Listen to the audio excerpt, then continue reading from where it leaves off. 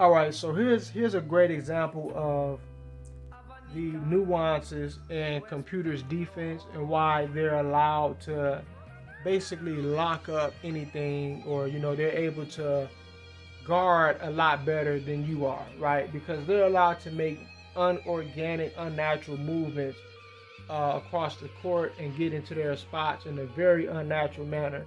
So I'm gonna play it all the way through. The guy we're looking at is Paul George. Right, they're gonna come up and they're gonna allow him to basically magnetize into his position in order to cut me off. So check it out.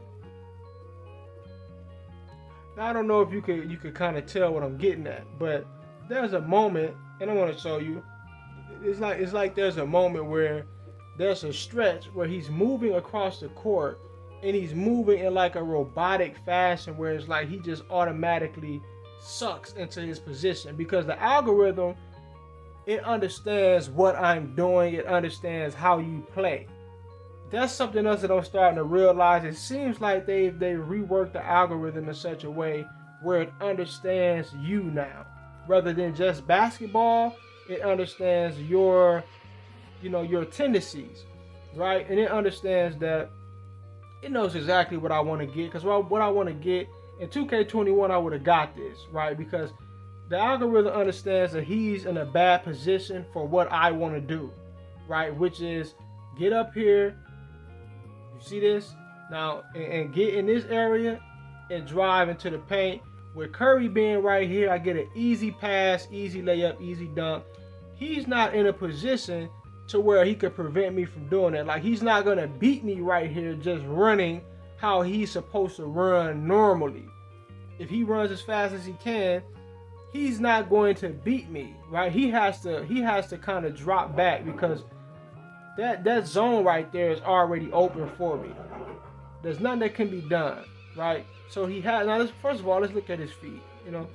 I talked about actually showing exactly what it is that he's doing in slow motion. Now watch this. When he plants that foot, boom, that foot right there. When he plants it, look at what happens after that. Just pay attention. Look at his foot.